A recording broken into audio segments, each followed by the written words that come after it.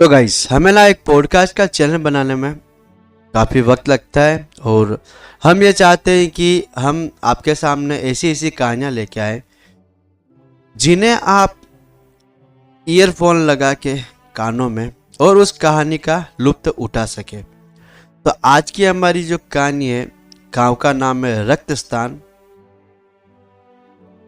शापित गांव की दास्तान। राजस्थान के थार रेगिस्तान के बीचों बीच बसा था रक्तस्थान, एक ऐसा गांव जिसे अब लोग भूल चुके थे। वहां जाने से लोग कतराते थे, कहते हैं कि यह गांव श्रापित था, जहां जो भी रात बिताने जाता है वह कभी वापस नहीं लौटता। सदियों पुरानी यह कहानी अब एक दहशत बन चुकी थी, लेकिन सच्चाई कोई नहीं जानता था। रवि एक खोजी पत्रकार अपने 3 दोस्तों अजय, नीना और करण के साथ इस रहस्य से पर्दा उठाने के लिए निकल पड़ा। गर्मी की एक शाम वे लोग रक्तस्थान गांव पहुंचे। दूर तक बस से रेत के टीले और टूटी फूटी हवेलियां थी। गांव के किनारे पर एक बूढ़ा बाबा बैठा था, जिसने उन्हें वहां जाने से मना किया। मत जाओ बेटा, जो वहां जाता है वह मौत को गले लगा लेता है। बाबा की कांपती आवाज गूंजी, लेकिन रवि और उसके दोस्तों ने इसे अब अंधविश्वास समझा और गांव में दाखिल हो गए। जैसे ही वे गांव के अंदर पहुंचे, अचानक हवा चलने लगी। हवेलियों की खिड़कियां अपने आप खुलने बंद होने लगी। ऐसा लग रहा था मानो कोई उन्हें देख रहा हो। रात गिरते ही वे गांव के बीचों बीच एक पुरानी हवेली में पहुंचे। उसके दरवाजे पर खून के धब्बे थे और अंदर जाते ही उन्होंने वहां किसी के होने का एहसास हुआ। अचानक करण ने देखा कि एक साया दीवार से निकलकर उनकी ओर बढ़ रहा। डर के मारे वे चारों चीख पड़े। तभी हवेली के अंदर से एक औरत की दर्द भरी चीख सुनाई दी। नीना ने हिम्मत करके हवेली की दीवारों पर लिखी कहानियां पढ़ना शुरू की। उन्हें पता चला कि सदियों पहले यह गांव समृद्ध था, लेकिन राजा के लालच और क्रूरता के लालच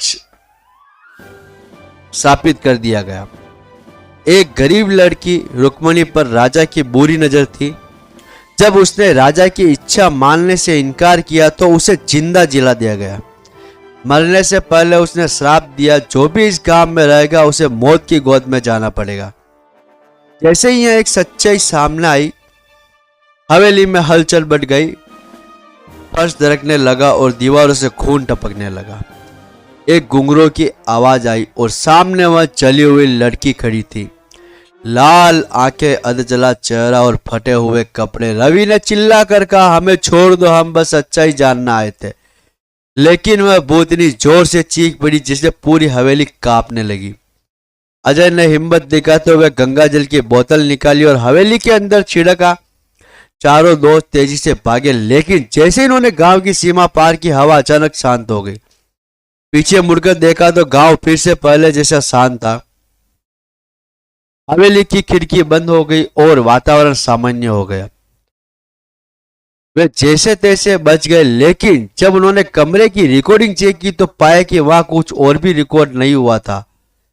मानो सब एक सब भ्रम था, लेकिन उसके शरीर पर पड़े जख्म और डरावने निशानियां बताते हैं कि जो कुछ हुआ वह हकीकत था। रवि ने अपनी रिपोर्टिंग में लिखा, रक्तस्थान सिर्फ एक गांव नहीं, एक जिंदा श्राप है। आपको यह हमारी कहानी कैसी लगी, प्लीज हमें कमेंट करके जरूर बताना। अगर आपको अच्छी लगी हो तो हम इसी तरीके से आपके लिए और मजेदार कहानियां लेके आएंगे। तो सभी भाइयों को जय श्री राम।